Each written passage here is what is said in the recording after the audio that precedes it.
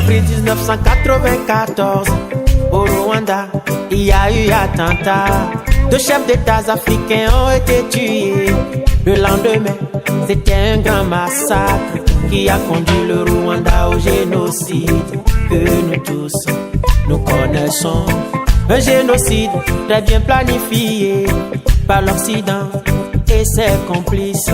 La Belgique, les États-Unis et la France savent de quoi je parle.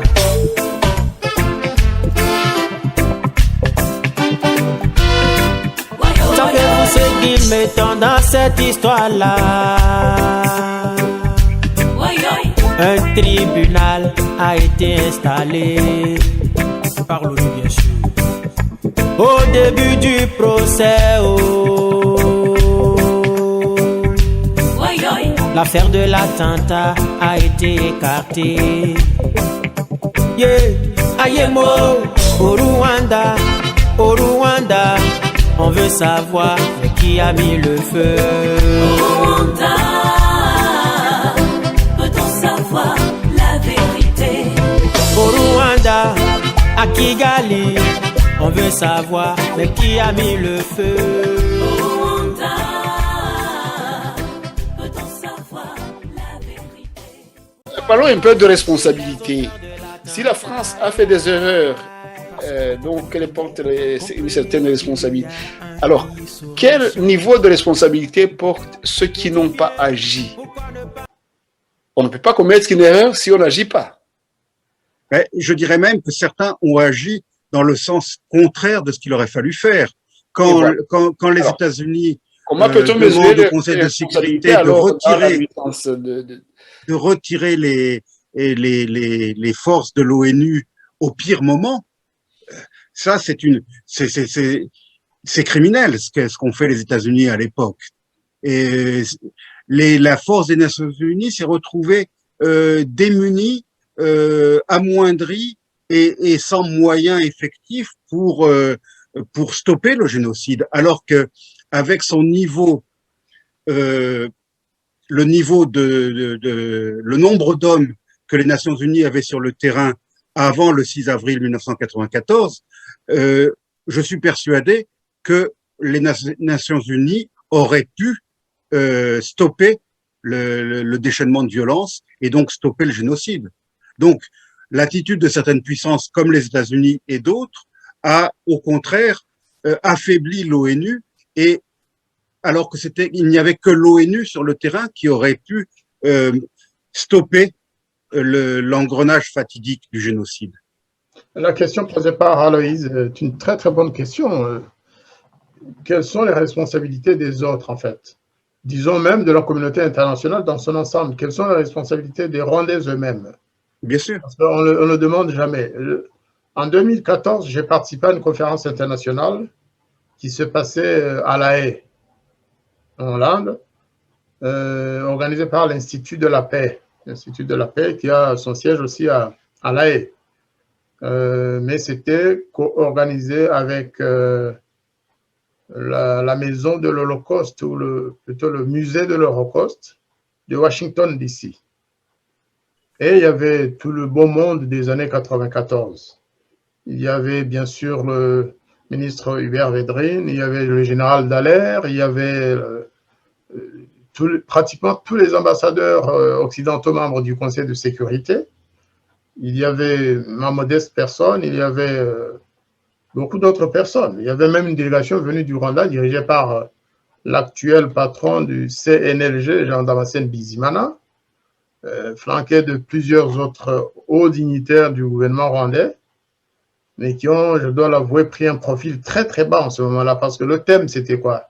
Le thème c'était, bien sûr il y avait aussi des experts, hein, comme le professeur Etchens, qui était présent. La question c'était de savoir, ou de se demander plutôt, quelle a été la responsabilité de la communauté internationale dans le drame rwandais? Pourquoi la communauté internationale n'a pas fait son devoir pour empêcher le génocide? Et quelles ont été les responsabilités des uns et des autres? À la fin, la conférence a duré 3 jours. Hein. Trois bonnes journées. bien pleine, où tout le monde intervenait, où il y avait même l'ancienne numéro 2 de l'ambassade des États-Unis à Kigali, Madame Lida Joyce. Les résolutions, excusez-moi, c'est une parenthèse, les résolutions de la conférence ont été rendues publiques. Ah oui, c'est public, c'est sur Internet. J'en ai déjà parlé à plusieurs occasions. Ça serait mieux que vraiment beaucoup de Je choses. vous donnerai le lien, comme ça on pourra en discuter. Je reviendrai dans mes émissions. Tout à fait, tout à fait. Et je vais vous dire la conclusion. À la fin des débats, à la fin de la 3e journée, tous les participants ont d'abord congratulé la France. Ils ont tous, y compris la délégation américaine, ils ont tous reconnu que s'ils avaient fait le minimum ou la moitié de ce qu'a fait la France, il n'y aurait pas eu de génocide. Ils ont reconnu qu'ils ont été défaillants. Les 2 dames qui composaient la délégation américaine, c'est-à-dire Lida Joyce, numéro 2 de l'ambassade à Kigali, et celle qui était chargée des questions africaines, dont le Rwanda d'ailleurs, à Washington, au secrétariat d'État, lorsqu'on leur a demandé pourquoi les États-Unis n'ont pas agi, elles n'ont pas pu répondre, elles se sont mises à pleurer. Séance tenante pendant la conférence. On a demandé qu'on les passe, qu'elles parlent au tour suivant. Elles ont pleuré, pleuré, vraiment pleuré. Ce n'est pas verser des petites larmes. Parce qu'elles ont dit, si on avait su, si on avait compris ce que la France voulait faire, en fait, on n'aurait pas connu cette situation. Je vous assure, hein. Demandez à tous les participants, ils vous le diront.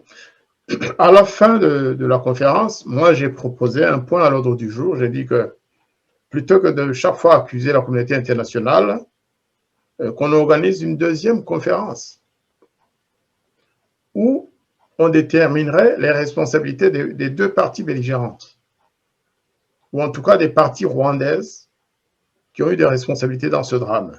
Le FPR s'est interposé, j'ai su après, qui sont allés voir les gens du musée de l'Holocauste, l'Institut de la justice, pour dire non, il n'y a pas de conférence sur ce sujet. Parce que, vous savez, l'ambassadeur américain, par exemple, qui était sur place, l'ancien ambassadeur américain au Conseil de sécurité, en 1994, il a dit ceci, quelque chose de très important. Le général Dallaire, dont on pense souvent qu'il est pro-Kagame, etc., il a dit des choses incroyables. Le numéro 2, le Nigérien qui était, Ghanéen ou Nigérien qui était le numéro 2 de la Minoire, un général, il a dit la même chose. L'Américain, ambassadeur à New York, a dit le FPR avait une politique dégoûtante de cynisme. C'est ce qu'il a dit. Et il s'est expliqué, il a dit, le matin, Mouchaïdi, plutôt Doussaïdi, qui était le représentant du FPR à New York, et Gahima venait nous dire que les Tutsis se faisaient massacrer, qu'il fallait absolument condamner le gouvernement rwandais le matin. Et lorsque l'après-midi, nous voulions éventuellement penser à envoyer une assistance militaire, les mêmes revenaient nous dire de ne pas agir. C'est ça qu'il a appelé du cynisme dégoûtant, quoi.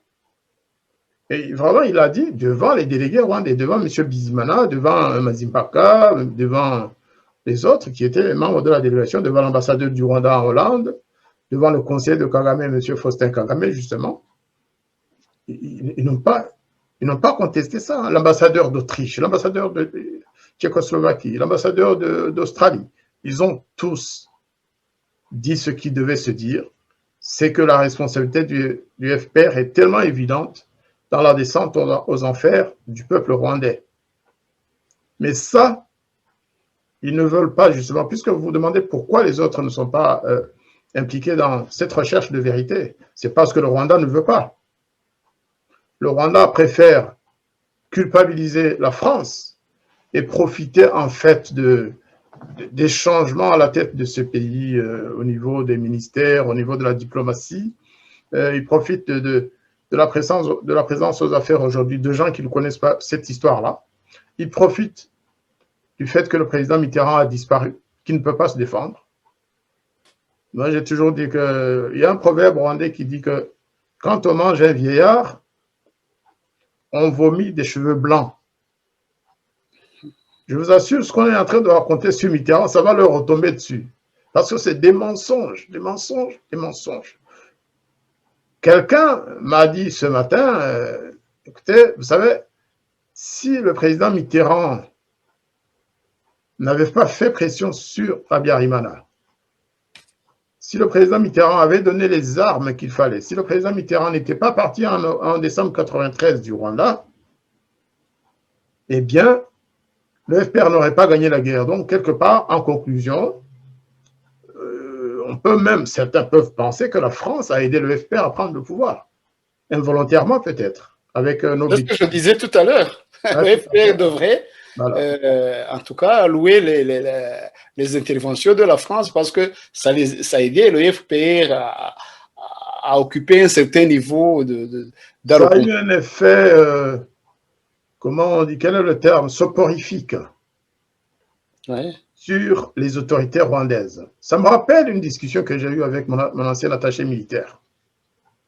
Un jour, l'attaché militaire du Rwanda revient.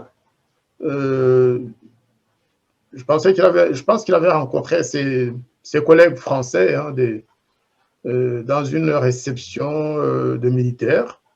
Il avait aussi rencontré des attachés militaires étrangers, dont l'attaché militaire d'Israël. Et en discutant, l'attaché militaire d'Israël lui aurait dit, mais vous savez, si vous continuez comme ça, vous allez perdre la guerre. Hein. Et notre attaché militaire de l'époque, de bonne foi sans doute, hein, il lui a dit, non, vous savez, non, les Français ne peuvent pas nous lâcher, on a la France n'acceptera pas que le FPR prenne le pouvoir. Je lui ai dit, mais colonel, vous savez, vous vous trompez.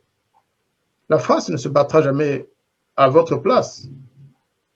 Et de toute façon, la France partira du Rwanda un jour ou l'autre. Donc, il ne faut pas trop se fier. Il ne faut pas penser que la France sera éternellement au Rwanda. Il m'a dit, non, monsieur l'ambassadeur, non. Là, je suis radical. J'ai rencontré tous les généraux, les autres, mes collègues de l'Élysée, conseiller du président Mitterrand pour les affaires militaires.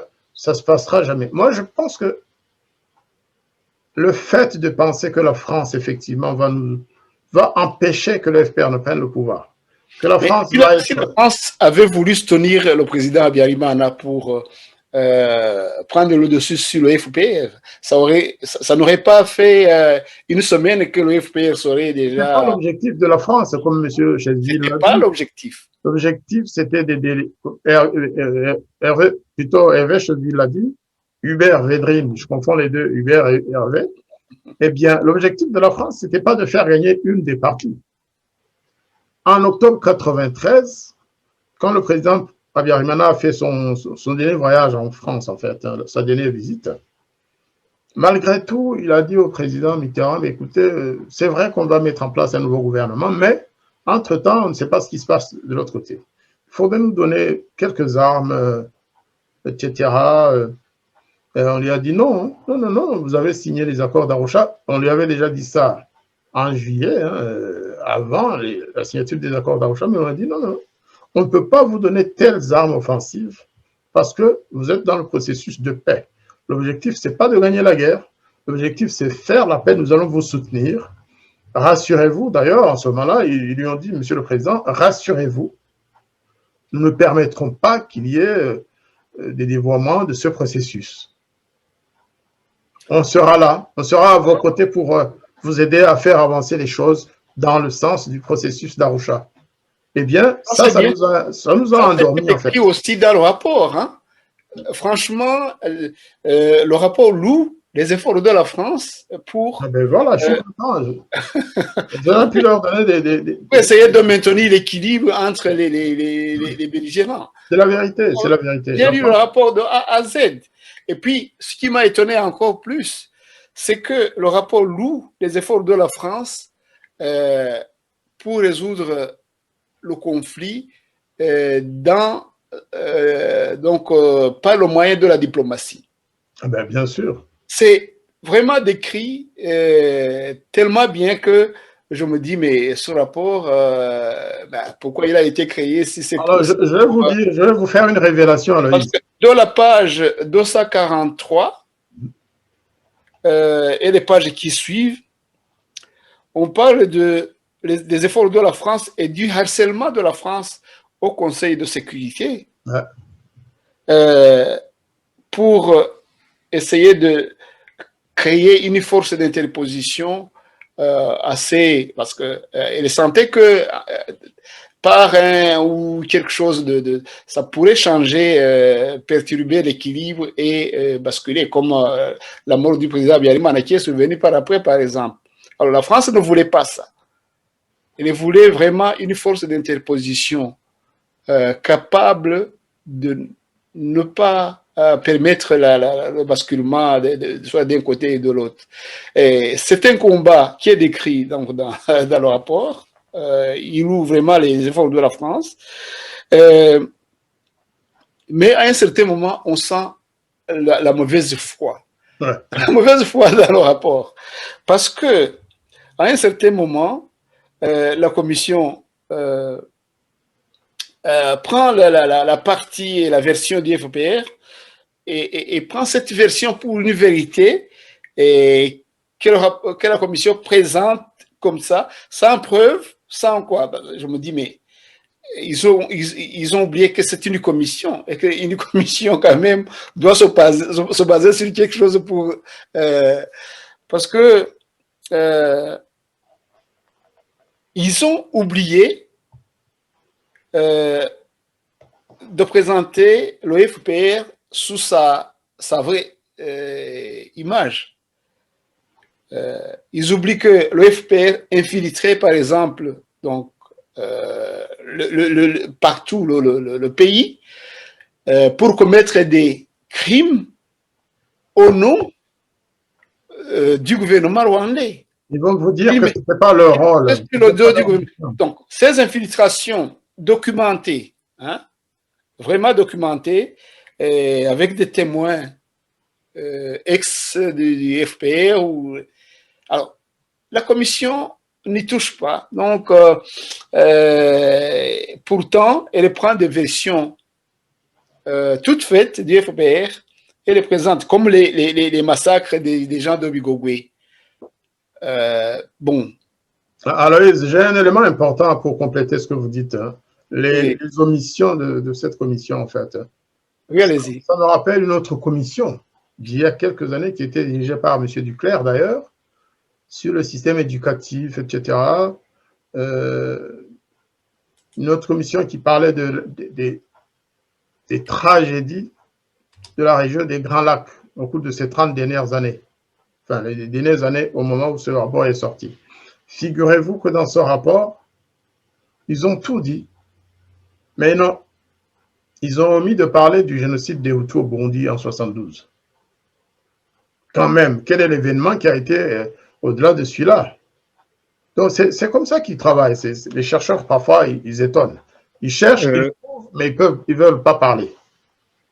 Si je puis me permettre d'intervenir, je pense effectivement que une erreur que font beaucoup d'experts qui se prononcent sur la tragédie rwandaise, c'est d'isoler le Rwanda comme si c'était une île.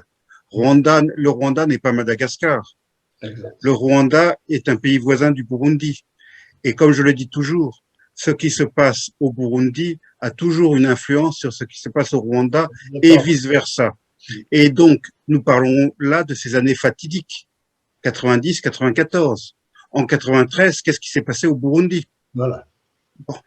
Les massacres que l'on pourrait qualifier quasiment de génocide qui ont eu lieu au Burundi, qui faisaient suite à ceux qui avaient eu lieu en 72 dont vous venez de parler, ont eu une influence directe sur l'évolution du cours des événements au Rwanda. C'est évident. Et ça a contribué à radicaliser les extrémistes Hutus au Rwanda.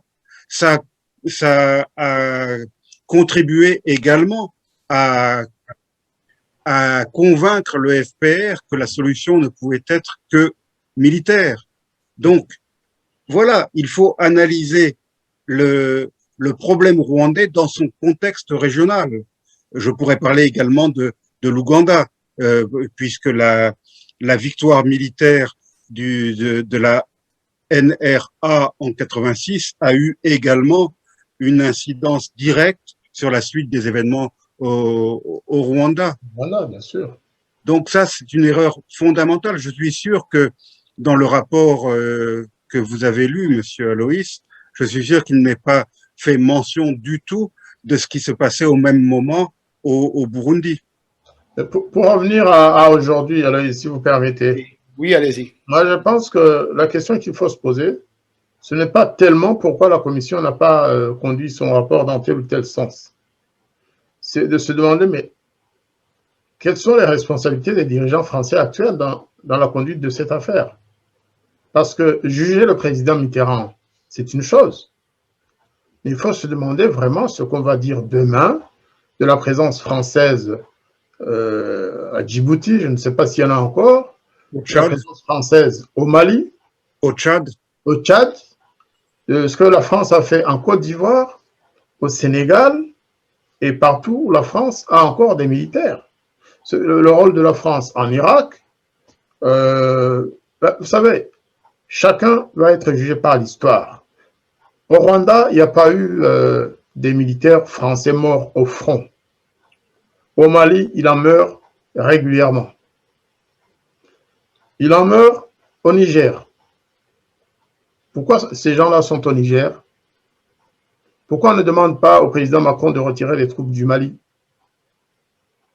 Alors qu'il n'y a pas d'agression extérieure contre le Mali, même s'il y a des djihadistes venant des pays voisins.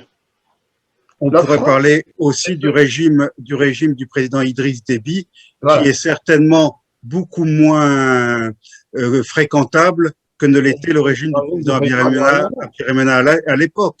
Et le régime du président Déby est encore au pouvoir 30 ans plus tard grâce au soutien de la France. Donc là Même aussi, avant Déby, il y a eu Hissène Habré. bien sûr, Et Bien je sûr. me rappelle combien de résolutions nous avons fait voter à Addis Abeba, en fait, pour soutenir la France à l'époque. Nous, membres de l'OEA, pays africains, pour soutenir l'intervention de la France au Tchad contre la Libye. Et nous étions demandeurs, on demandait à la France de le faire. Il s'en trouvera un jour des gens pour dire oui, mais Hissène Habré a commis des crimes contre l'humanité, donc la France a été complice. Non. C'est une logique qui n'a aucun sens. La France est intervenue. Elle a bombardé les troupes libyennes. Elle a envoyé des troupes pour les chasser du territoire tchadien. Est-ce que la France a bien fait ou elle a mal fait? La France intervient encore au Mali pour limiter les dégâts, pour éloigner le plus possible les djihadistes. Est-ce que c'est un crime? Est-ce que la France est... et on peut se poser la question de savoir si la France n'avait pas répondu favorablement à l'appel du président Abiyarimana en octobre 90, Oh là là. est-ce que la France n'aurait pas été complètement décrédibilisée, Bien sûr. démonétisée vis-à-vis des autres pays africains alliés de la France? Exactement. Et donc, je pense que les observateurs qui jugent la situation à travers ce rapport devraient se raviser parce que c'est vrai, heureusement qu'il y a encore le ministre Hubert Védrine, c'est vrai qu'il y a encore Alain Juppé, c'est vrai que quelques personnalités, qu'il y a les militaires de Turquoise, Bien sûr. qui ont sauvé nos parents. Certains de nos parents qui ont pu survivre et être des rescapés aujourd'hui, comme on les appelle, grâce à l'intervention de Turquoise. Et il y a des malins qui veulent que la France ait commis un crime en sauvant nos parents. En 94. Puisque vous parlez de l'opération turquoise, je me suis dit, bon, j'ai attentivement lu tout ce qui est dit sur cette mission dans le rapport. Que vous connaissez très bien, hein? Que vous connaissez bien. Mais je me suis dit, mais c'est pas possible. La mission sur laquelle on jetait tous les l'opprobre mais comment on puisse, dans ce rapport, louer et les efforts et les bienfaits de cette mission dans ce rapport. Je me suis dit, mais il fallait que ce rapport vienne. Vous disiez que, heureusement que les gens comme Hubert Védrine et les autres sont là pour témoigner et parler. Mais non, actuellement, on a ce rapport. Ce rapport décrit si bien tout ce qui s'est passé et loue le travail des militaires français pendant l'opération turquoise et tout autour. En tout cas, je n'ai eu aucune note négative durant plusieurs pages qui parlaient de la mission turquoise. Ils disent la vérité. Je me demande vraiment comment va réagir Patrick de Saint-Exupéry, qui venait de sortir un document où turquoise, c'était des bandits, quoi. Oui, Guillaume Ancel. Guillaume Ancel qui dit, mais c'est pas possible. Franchement, j'attends la réaction de ces deux-là, Patrick de Saint-Exupéry, Guillaume Ancel, et une certaine association dont je ne parlerai pas. Je n'en parle pas parce que je risque d'avoir un procès, mais vraiment, je voudrais entendre la réaction de ces deux-là. Surtout le livre qui vient de sortir. Le livre de Patrick de Saint-Exupéry, La Traversée. Pas la traversée du Sahara, comme son arrière-grand-oncle, hein, mais de la forêt équatoriale. Vous savez, il a traversé en avion, je pense. Il n'a rien vu. Mais bon, là, je fais un saut dans le vide. Revenons au Rwanda en 1994 avec l'opération turquoise. Aloïs, vous allez poser des questions. Oui, ce qui m'a étonné encore plus, c'est que durant la lecture de tout ce rapport, par après, je me suis dit, mais la conclusion que j'ai vue, c'est la conclusion de quel rapport? En tout cas, c'est pas la conclusion de ce rapport. J'ai été professeur, hein, pas de français, mais j'ai fait des compositions de français, des dissertations. Si tu aboutis à une conclusion après avoir élaboré des hypothèses et donné des éléments concrets, et tu donnes une conclusion tout à fait en dehors de ce que tu as décrit, je me suis dit, mais c'est quel élève celui-là? Parce que on parle de la responsabilité de la France. Mais en lisant tout le rapport, tu ne trouves aucune responsabilité de la France décrite. D'ailleurs, c'est ce qui a étonné aussi M. Védrine, qui se disait, mais demandez pardon, pourquoi? Demandez pardon, pourquoi? Même l'opération turquoise, j'ai parcouru toutes les pages où on en parle. Je n'ai rien trouvé qui puisse, en tout cas, l'incriminer ou la salir d'une façon ou d'une autre. Alors, je me suis dit, mais pourquoi a-t-on donné une conclusion comme quoi la France avait une certaine responsabilité? Bon, c'est bien qu'on a dit que donc, la France n'est pas accusée de complicité, de co-auteur du génocide. C'est bien que on l'a. D'ailleurs, ça aussi, c'est parce que dans tout le rapport, on ne fait que louer les efforts de la France. Vraiment, lisez-le, c'est vraiment un bon rapport. Vous allez être surpris, hein, Aloïs, hein, parce que Kigali prépare un contre-rapport. Ce ne serait pas étonnant. Une complicité de génocide dans le chef de la France. Donc, ils sont en train il va sortir, ils ont utilisé leurs archives, les archives qu'ils ont eu en copie, hein, de la commission, hein, mais eux, ils vont aboutir à des conclusions inverses, vous verrez bien. Et ça va être un jeu. D'ailleurs, ça m'amène à me poser la question suivante, à laquelle je laisserai le Français d'origine Hervé Chesville répondre. Quel risque d'être la réaction du président Macron qui se prépare à rendre visite à son ami Paul Kagame? Avant qu'il ne réponde, souvenez-vous de la question que je vous ai posée au début. Je dis, mais est-ce que ce rapport a répondu vraiment aux attentes de ceux qui l'ont souhaité? Ça dépend lesquels. Bah, oui, ça dépend desquels, justement. La Richesville Je peut. pense, Est-ce que le FPR sera satisfait vraiment des résultats de ce La rapport? France, puisque c'est la France qui a.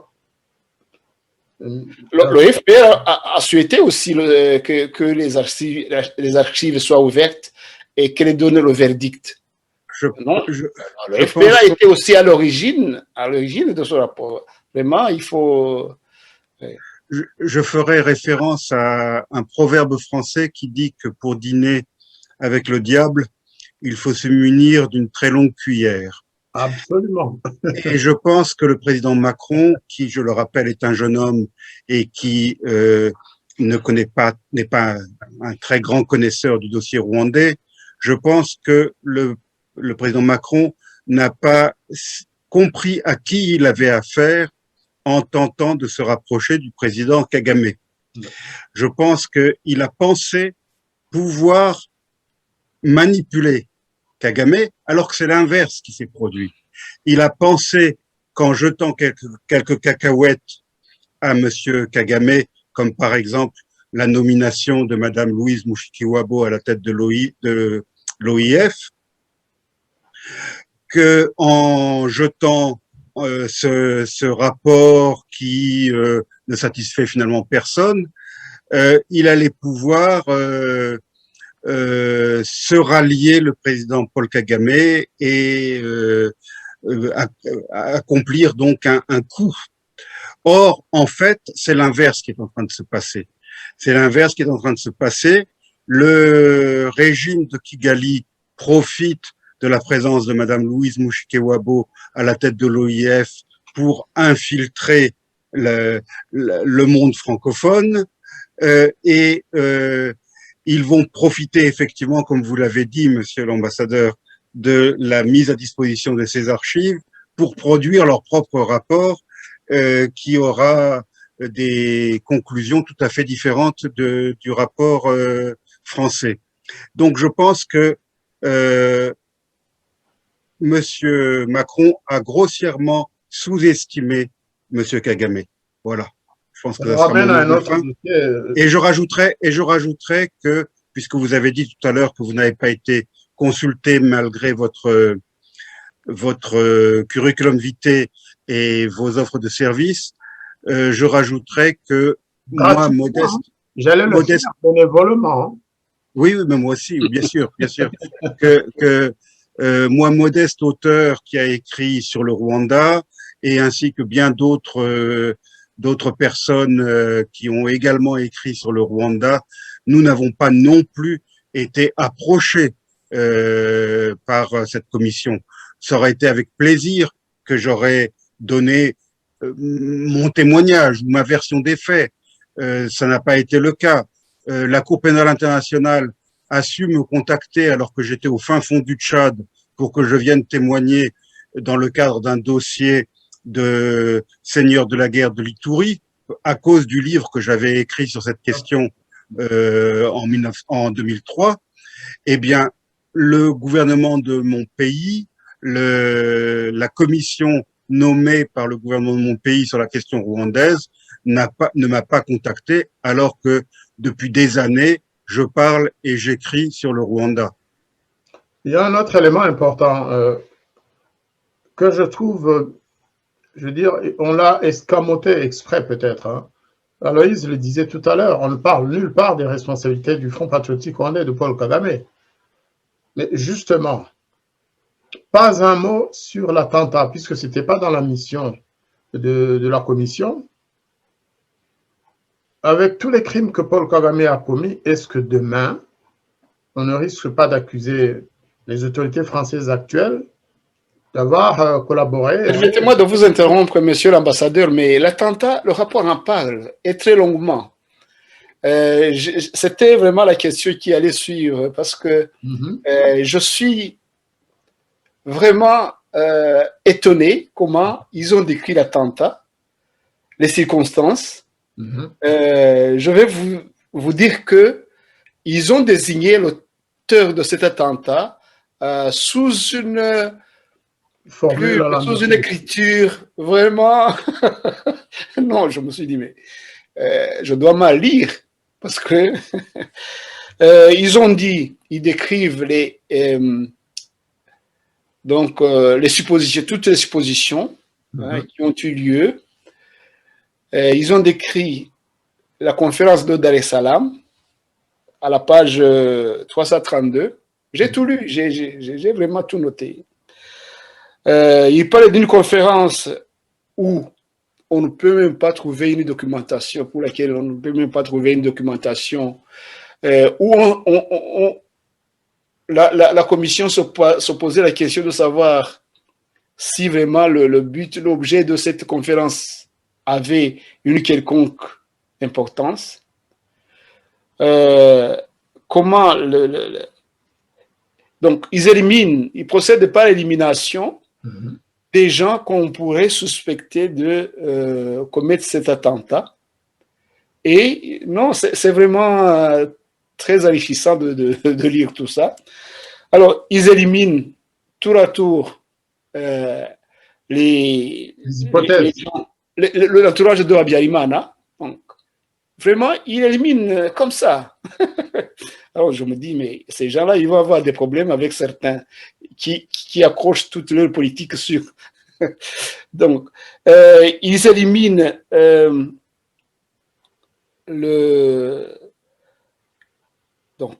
FPR.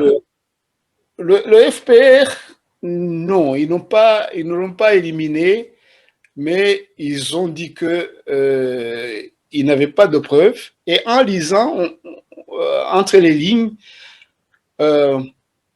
on décrit, donc le rapport décrit les rapports du FPR avec plutôt les pays de la région. C'est là qu'ils font association avec cette réunion, cette conférence qui n'avait pas d'objet, qui n'avait pas de lieu, comme s'il y avait, en tout cas, une autre raison. Oui, une autre raison. Et quand j'ai écouté, donc, ça m'a paru tout à fait clair, parce que ça m'a rappelé les gens qui ont participé à cette conférence, qui ont fait des témoignages, comment cette conférence s'est déroulée, comment certains ont, en tout cas, fait traîner cette réunion, cette conférence en longueur. Comment... Vous parlez de la réunion du 6 avril 1994. Oui. Le président Habyarimana a participé avec ses homologues de la réunion, de la région. Oui, à Dar es Salaam. À Dar es Salaam, justement, Habyarimana, qui est rentrant, a été abattu dans le Falcon 5 ans. Mais je vais continuer, Aloïse. À part l'attentat, il y a aussi les crimes commis par le FPR. Parce que dans la logique où on reproche à Mitterrand d'avoir soutenu Habyarimana, d'avoir eu de bonnes relations, ce que je sais, c'est que le président Mitterrand n'a jamais tapoté Habyarimana dans le dos ou vice-versa. C'était des gens qui avaient... D'abord, ça, c'est un mensonge auquel je voulais revenir, que les gens l'entendent.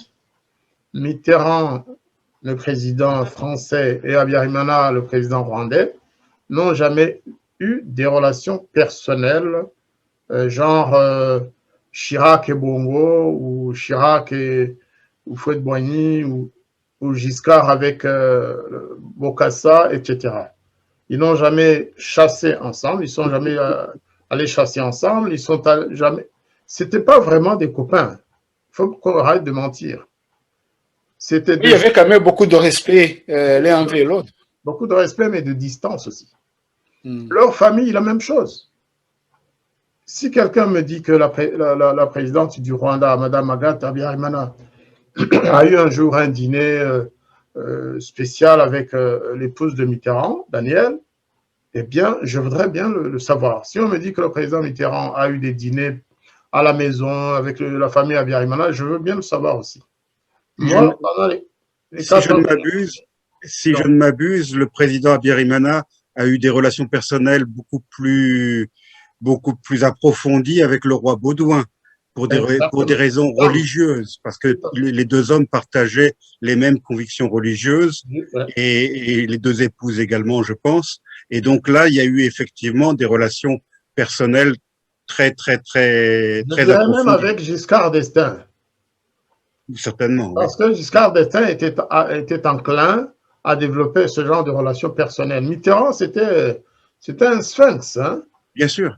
C'était un homme très froid, très, très froid.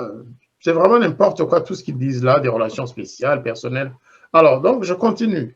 Les crimes du FPR, les crimes reprochés à Kagame, avec des rapports cinglants, avec des rapports de toutes les ONG internationales, les rapports de l'ONU sur les crimes de Kagame dans la région, au Rwanda et en RDC, Zaïre, à travers le rapport mapping. Mais demain, qu'est-ce qu'on va reprocher aux présidents qui se sont succédés sous Kagame? Le président Sarkozy, qui est devenu un ami de Mitterrand, plutôt de Kagame. Le président Macron, je ne sais pas trop, mais je pense qu'ils sont en train de développer des relations particulières. Avant eux, je pense que Hollande, Chirac, ils n'ont pas eu de relations spéciales avec Non, non. Pas du tout, pas du tout. Au sein du gouvernement Hollande, il y avait des éléments qui étaient favorables à Kagame. Au sein de son parti, oui. Oui. Je pense en particulier à Madame Taubira, qui ne fait pas partie du parti de d'autres qui le faisaient pas voir. Monsieur Hollande. Madame Taubira était une inconditionnelle du régime de Kigali. Beaucoup d'autres, même les instances du parti. Oui, les oui. instances du parti, surtout la jeunesse, Oui, oui. qui avait des... Oui, nous allons... écoutez... Demain, qu'est-ce qu'on en dira?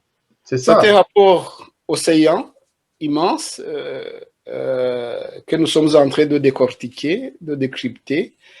On va vers la conclusion très rapidement parce qu'on ne peut pas aller point par point de tout ce que le rapport on a fait que survoler. Mais je dirais que en général, la conclusion qui est en page 966, je l'ai lu et curieusement, ce qui est décrit dans les journaux ne sont pas compris aussi dans la conclusion du rapport. Je ne sais pas où les médias et où ce qui a été diffusé dans les médias, je ne sais pas où on l'a trouvé, mais en relisant très bien, je l'ai lu 2 fois, donc je parle de la conclusion, mais je me suis dit, mais d'après cette conclusion, on ne peut pas dire que la France est responsable de quoi que ce soit, mais d'où est venu que tout cela est allé dans les médias, alors que dans la conclusion en tout cas, on ne fait que louer vraiment la France d'avoir à tous les niveaux d'engagement pris des décisions et considéré des choses que les autres nations, les autres pays occidentaux ne considéraient pas, alors que dans la conclusion, on rappelle que la France à tous les niveaux d'engagement, il y a eu des résultats.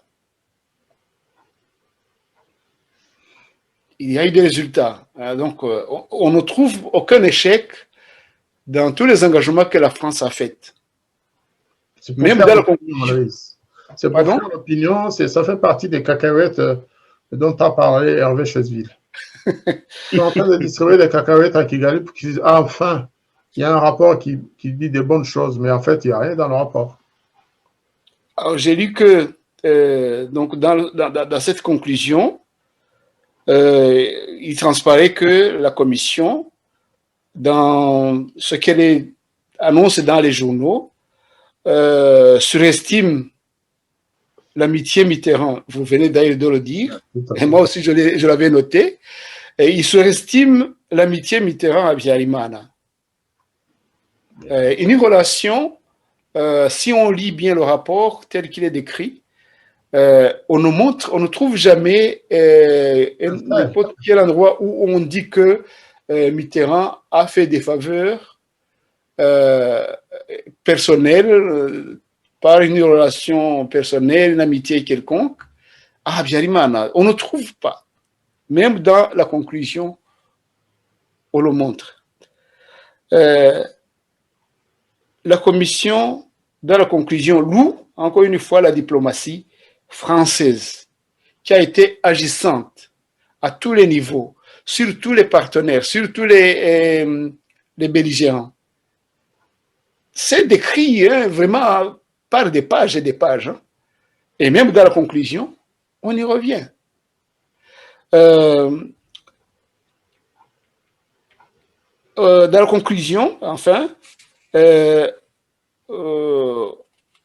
on dit que, heureusement pour la France, donc ça transparaît, donc on le dit d'une certaine manière, que, heureusement pour la France, c'est désengagé, ce qui va à l'encontre de ce que disait Hervé Chosséville.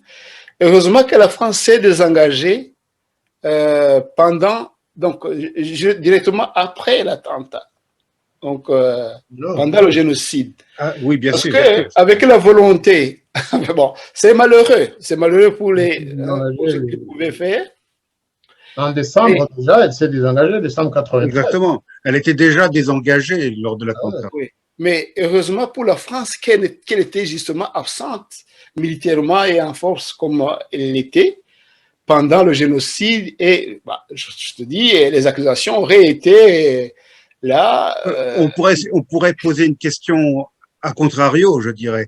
Si Oui. la France ne s'était pas désengagée en décembre 93, si l'armée française avait été sur place en avril 94, est-ce que, premièrement, l'attentat contre le président Habyarimana aurait pu avoir lieu? Et deuxièmement, est-ce que le génocide aurait eu lieu? Moi, personnellement, je répondrais par la négative. Je pense que l'attentat n'aurait pas pu avoir lieu et le génocide n'aurait pas eu lieu. Oui, moi et vous, monsieur Hervé Chosséville, nous sommes en train de poser des hypothèses, hein, des hypothèses qui ont un certain niveau de fiabilité ou pas.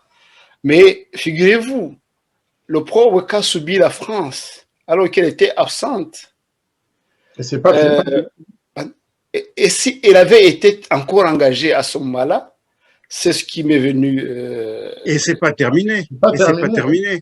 C'est Malheureusement. vrai. Parce que moi, ce que je redoute le plus, c'est que justement, sur la base de ces mauvaises connaissances et ces mauvaises interprétations et dans l'esprit de jeter davantage de cacahuètes, le président Macron finisse par demander pardon alors qu'il n'a pas à demander pardon. Bon, c'était la question de clôture que j'allais vous poser et vous y allez un peu à l'avance. Alors, avec tout ce qui ressort de cette commission et son rapport, et le président Macron qui sera au Rwanda dans un mois, dans 3 mois ou 2 mois. Au mois de mai, si le Covid le veut bien, oui. Oui, oui. Alors, je me suis dit, quel partenaire il va trouver après ce rapport? Est-ce qu'en préparant son voyage, certainement qu'il ne savait pas le résultat qui allait sortir de ce rapport. Est-ce que vous qui êtes connaisseur, diplomate, chercheur, écrivain, l'accueil de Macron, son voyage, à quoi cela va ressembler après un tel? Là, c'est une question de la fin, une question de clôture, parce que je pense que la France n'a rien à gagner du voyage que le président Macron risque d'effectuer au Rwanda. Par contre, le Rwanda, le régime de Kigali a beaucoup à gagner de ce voyage, puisque au sein des pays qui l'ont toujours soutenu, des voix se font de plus en plus entendre et la vérité commence à percer sur ce qui s'est réellement passé au Rwanda. Donc, si le régime de Kigali peut regagner, redorer son blason avec une visite de ce niveau, je pense que ça lui sera très utile. Mais bon, c'est vrai. Hein, en tout cas, la France, je pense, il serait préférable que la France n'ait jamais eu ce voyage parce que elle risque d'y perdre même la position qu'elle avait à l'avance, par rapport à la position qu'elle avait à l'avance. Cela dépendra Tôt ou tard, la vérité éclatera. Et Moi, je ce pense jour-là, que vérité a le la plus France aurait à le faire. intérêt à être du côté de la vérité Tout à fait. plutôt que l'inverse. Vous savez, c'est une situation difficile à analyser et surtout à comprendre. Maintenant que le rapport est sorti et que ses conclusions sont carrément en faveur de la France, en fait. Je n'ai pas encore lu le rapport, hein, je précise. Quelques bribes et un peu la conclusion. Aloïse l'a lu. J'ai été fidèlement, en tout cas, j'ai essayé de rencontrer fidèlement en indiquant les pages. Donc, Kigali a déjà annoncé un nouveau rapport. Ça, c'est une chose. Est-ce que ça se passera comme en 2010 avec Sarkozy, où Sarkozy était sous une pression extraordinaire à Kigali, mais il fallait voir Sarkozy à côté de Kagame, il fallait écouter ce que disaient les médias rwandais, Ibuka et les autres, une pression, mais il a fallu beaucoup de maîtrise de soi, je pense, pour Sarkozy, de ne pas passer au-delà de l'erreur d'appréciation. Il avait dit qu'il y avait des erreurs d'appréciation. Est-ce que le président Macron va s'en tenir à cette situation? J'ai l'impression que non, parce que déjà ses premières paroles après la sortie du rapport, c'est de dire formidable, ça va nous permettre de développer de bonnes relations, des relations multidirectionnelles avec. C'est pas sûr, hein, c'est pas sûr que les relations soient meilleures. Je le cite, hein, c'est ce que lui a annoncé. Oui. Il est très content que le rapport soit sorti parce que ça va décanter la situation. Mais en réalité, Hervé Chesville l'a dit, il faut, je pense, se munir d'une très très longue cuillère. Hein, et ce ne sera pas si évident parce que le Rwanda voudrait à tout prix que la France ait commis, ou en tout cas ait soutenu les génocidaires. Avant 90 même, que la France, et c'est ça qui, moi, ce qui m'a le plus choqué, ce sont les paroles de M. Duclerc lui-même, le président de la commission, où il a parlé d'un gouvernement raciste, de ceci, de cela, mais c'est vraiment incroyable. Il était à sa place, je pourrais être fier aussi d'avoir sorti un rapport de 1200 pages, hein, mais je crois que c'était un peu trop voyant, il n'a pas caché son sentiment de fierté, enfin, voilà, il a démontré que la France a soutenu des génocidaires. Pourtant, vous nous dites que ce n'est pas ça, dans le rapport. Ça n'apparaît pas dans le rapport. Voilà, le scénario que j'entrevois, c'est qu'en fait, le président Macron, il connaît la situation de Kagame d'abord, c'est sûr. Mais il a aussi sans doute des pressions hein, venant de certains lobbies, de certains... c'est clair, hein, quand vous voyez, dès qu'il a pris... Dès qu'il il a été élu président, la première chose que certains ont fait, c'est d'organiser des pétitions en lui demandant très vite d'aller à Kigali, que c'est sa première destination, qui doit aller en avril pour participer aux cérémonies, aux commémorations du génocide. Ce n'est pas une mauvaise chose, mais la pression était malvenue et elle était maladroite. Le président Macron, il a compris, il n'est pas allé. Il a refusé la pression. Maintenant, on a voulu lui tordre le bras pour l'amener à aller faire repentance à Kigali. Vous savez, on parle de la France, mais il faut aussi parler du président Macron lui-même. Il est jeune, il a un avenir politique. Je pense qu'il n'a pas intérêt à aller accepter des fautes, à mettre sur le dos de son pays, hein, parce qu'en face, il y a d'autres gens qui connaissent la situation. S'il parle en termes de repentance. S'il dit que la France a choisi le mauvais camp, que la France a soutenu des génocidaires et ceci et cela, ça porte de lourdes responsabilités, ça. Mais ça n'apparaît pas dans ce rapport. Je C'est sais pas dans le rapport, mais il va outre. justement, c'est ça c'est pas dans le rapport, mais les politiciens peuvent dire ce genre de choses pour plaire aux autres, pour donner des petites des cacahuètes, des arachides. Et moi, je pense que vraiment, je ne suis pas un conseiller occulte du président Macron, mais je lui conseillerais de ne pas le faire. Surtout pas. Il ne faut pas aller à Canossa. La France ne se reproche rien. Kagame n'est pas un homme clair et propre. C'est un criminel. Donc, il faut que le président Macron sache qu'en allant à Kigali, il va passer quelques jours, je ne sais pas combien de temps il va y être, avec un homme qui risque demain d'être condamné pour génocide.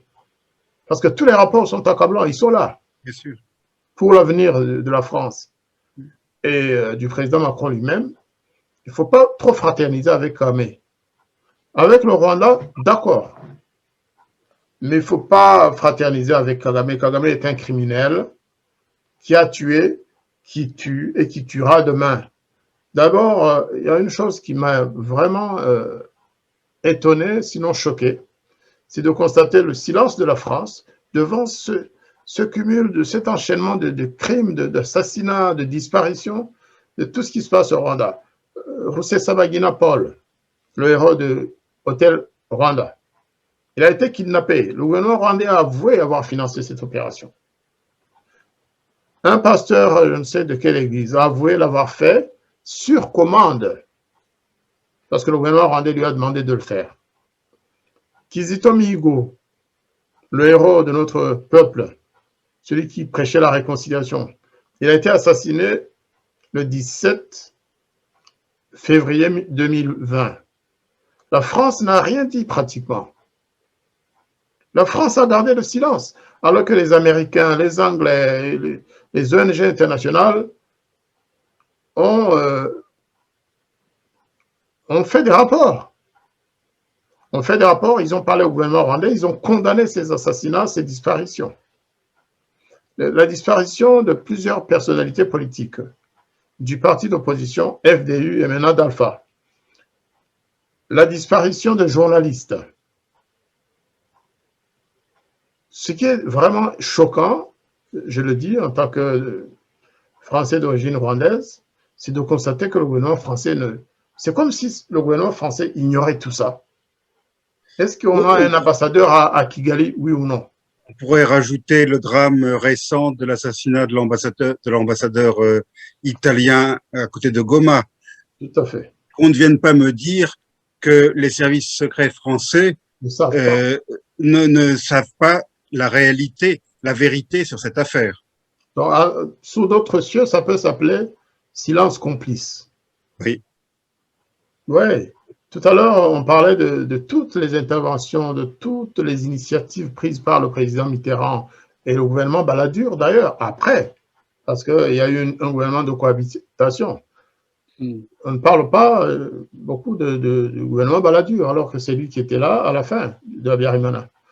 Eh bien, les initiatives prises en ce moment-là pour amener la paix au Rwanda, aujourd'hui, il n'y a pas beaucoup d'initiatives en direction du Rwanda. Ou si elles se font, c'est discrètement ou c'est secrètement. Là, je pense vraiment que la France, si elle ambitionne de reprendre sa place dans la région, il faut que la France agisse. Il y a une opposition rwandaise au Rwanda et à l'étranger. Il ne faut pas que la France écoute la seule voix de Paul Kagame. Il faut que la France écoute l'opposition rwandaise. Les organisations de la société civile qui sont nombreuses en France et qui font des rapports, qui écrivent au président Macron sans jamais recevoir de réponse. Il faut que les gens le sachent. Nous écrivons au président, nous écrivons au Quai d'Orsay des lettres par recommandation. Eh bien, on ne reçoit jamais de réponse. Oui, par moment, verbalement, oui, on a reçu, et puis vous avez raison. Mais il faut que la France quitte cette torpeur. Le Fachoda, c'est fini. Mais, monsieur l'ambassadeur Jean-Marie Vianney Ndagijimana, si je vous ai bien compris, vous dites que la France de Mitterrand qui vient d'être réhabilitée dans son rapport pourrait être salie,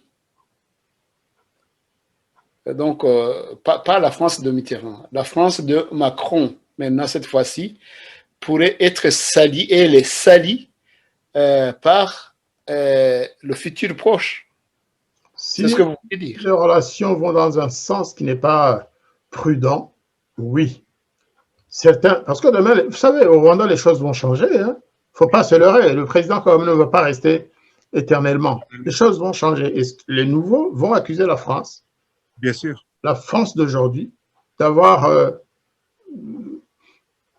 je ne vais pas utiliser le terme fraterniser, d'avoir copiné avec un criminel. Et ce qui est grave encore, c'est ce que M. Joseville a souligné, c'est que le président Macron est encore jeune. Et que dans 2 ans, il y a des élections.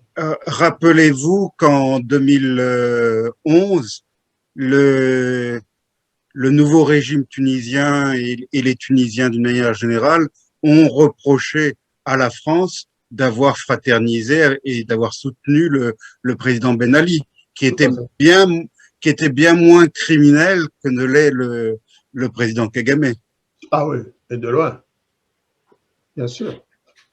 Bien, je vous remercie d'avoir été avec moi dans ce studio de Radio Mouri ce soir. Je vous remercie pour les éclaircissements vraiment avisés que vous avez mis dans cette émission pour des questions de relations France-Rwanda par rapport au génocide, par rapport aux accusations qui avaient été faites par la France, plutôt à la, oui, qui aurait été fait des accusations à la France par le gouvernement rwandais. Et je vous remercie aussi pour avoir éclairé les moments que tout le monde attend de son futur proche, des relations franco-rwandaises. Et le livre de Monsieur l'ambassadeur Ndayishimana en parle en partie, ou en tout cas en grande partie. C'est un livre dont personnellement je n'avais pas les informations. Si ça peut être pour lui l'occasion de nous en parler, un livre qui parle de quoi, un livre qui est sorti quand, un livre, voilà. C'est l'occasion, monsieur l'ambassadeur. Écoutez, ce serait difficile de présenter ce livre en 2-3 minutes, mais je vais lire le texte de la page de couverture, la 4e de couverture. Très bien. Dont le titre, c'est « La France a-t-elle participé au génocide rwandais ?» Question. Je n'affirme pas. Et donc, je dis « De partout fusent des réquisitoires contre la France, l'accusant d'avoir fait et défait l'histoire dramatique d'un petit pays d'Afrique centrale, le Rwanda. Les uns regrettent que la France n'ait pas agi assez vite et efficacement pour contrer le génocide de 1994, tandis que d'autres lui reprochent un engagement excessif. C'est ce que nous avons dit tout au long de cette émission. D'aucuns vont jusqu'à prétendre que son soutien militaire au Rwanda aurait constitué un encouragement au génocide Tutsi. C'est comme ça qu'on disait à l'époque, le génocide Tutsi, pour le génocide des Tutsis du Rwanda. D'autres affirment que ce génocide aurait pu se produire dès 1991, lorsque le FPR a lancé sa 2e offensive et occupé les préfectures du Nord, si la France n'était pas alors intervenue. Il y en a qui disent ça. Quel fut donc le rôle de la France dans la guerre du Rwanda, commencée en octobre 90, qui se transforma en folie meurtrière collective à partir du 6 avril 1994? Que fit la France, mandatée par l'ONU, pour aider ce pays à éviter l'apocalypse? Qu'aurait-elle dû faire qu'elle n'a pas fait? Donc, qu'est-ce que la France aurait dû faire qu'elle n'a pas fait? Et les autres puissances occidentales, alors? Point d'interrogation. Et je me dis, pourquoi 18 ans plus tard, c'était 18 ans après 94, vous pouvez compter, donc là on est à 27 ans, 18 ans, c'est-à-dire 10 ans, il y a 10 ans, 2010. Pourquoi 18 ans plus tard, la France est-elle seule ou fait-elle seule l'objet d'accusations de complicité de génocide de la part du gouvernement rwandais actuel et de ses alliés? La France seule. La France de Mitterrand et Balladur a-t-il vraiment participé au génocide des Tutsis? Et donc, le petit résumé après, c'est à ces questions que tente de répondre l'auteur de ce livre, Jean-Marie Ndagijimana, qui était ambassadeur du Rwanda à Paris d'octobre 90 à avril 94. Et c'est à ce titre donc que j'ai écrit ce témoignage pour expliquer de manière simple, hein, mais assez exhaustivement d'ailleurs, ce qui s'est réellement passé entre la France et le Rwanda pendant cette période. C'est un livre très intéressant qui va être réédité d'ailleurs avec de nouveaux éléments. Hein. Je pense profiter du rapport du Clerc pour ajouter quelques éléments, pour répondre à certaines questions que je me posais il y a 10 ans. Pourquoi la France était-elle tant harcelée tous les jours, accusée de tous les crimes, et aujourd'hui, pchit, toutes ces accusations ont fait pchit. Et le rapport du Clerc, pour moi, c'est pchit. Donc, c'est vrai que la nouvelle édition serait riche et complète et plus complète. Tout à fait. Après le rapport qui vient de... Tout à fait. Après les archives qui viennent d'être ouvertes. C'est ça le rapport. Tout à fait. Oui. Voilà, je vous remercie d'avoir été avec moi. Monsieur Hervé Choseville, ambassadeur Ndagijimana Jean-Marie Vianney. Et j'espère que vous serez toujours des nôtres une fois que d'autres points à éclaircir seront à l'actualité. Et je vous souhaite vraiment une excellente soirée chez vous, en vous souhaitant vraiment le meilleur. Alors, je voudrais exprimer un vœu, Aloïse, si vous n'y voyez pas d'inconvénient. Oui, allez-y. Tout le monde n'est pas Aloïse Simpunga. Le rapport, c'est 1200 pages. Vous l'avez lu? Oui, je l'ai lu, même. Moi, je mentirais en disant que je vais le lire, que je vais le finir avant un mois. Mais en attendant, quand même, vous l'avez lu. Je propose qu'on fasse d'autres émissions sur ce rapport pour permettre au commun des mortels qui ne pourra pas lire ce rapport, d'abord des gens du Rwanda, des Français qui ne pourront pas. 1200 pages, c'est plus grand que les mémoires du général de Gaulle. Hein. Le mémoire du général de Gaulle, c'est un gros livre comme ça. Donc, le rapport du Clerc. Oui, j'ai lu, j'ai pris des notes. J'ai pour moi des notes, page par page. Chapitre par chapitre. Oui. De poser des questions sur les accusations qui étaient portées, essayer de trouver des réponses. Entre-temps, nous aussi, on aura lu, essayé de lire. Ça, ce serait vraiment, ça ferait œuvre utile pour l'avenir de la connaissance des relations franco-rwandaises. En tout cas, merci pour ce cadeau. Je ne l'avais pas espéré. Je ne pouvais pas espérer plus. J'ai beaucoup de questions que je me pose. Il y a plein de zones d'ombre dans ce rapport que même on a fait des émissions et des émissions. J'ai essayé d'être un peu très bref. Merci aussi pour ce cadeau. Donc, j'espère vous revoir bientôt pour éclaircir d'autres zones d'ombre dans ce rapport. Peut-être avec d'autres, hein, on pourra élargir. Oui, d'autres se sont invités et puis on a ouvert beaucoup de perspectives. Il y a ce voyage, par exemple, du président Macron qui va se passer. Il y a plein d'ouvertures pour d'autres corollaires à ce rapport. Donc, voilà. Merci pour l'idée et merci pour le cadeau. Donc, encore une fois, de rien. Je vous souhaite une excellente soirée et à la prochaine. À la prochaine. Au revoir. Ouais, Au revoir, au revoir. Le sang de l'innocent va crier vengeance. Rwandais mon frère, Rwandaise ma soeur. Un jour nouveau se lèvera pour toi. Dieu du fond du ciel essuiera tes larmes. Lui seul pourra soigner ton cœur blessé. Et sois certain qu'il rendra justice.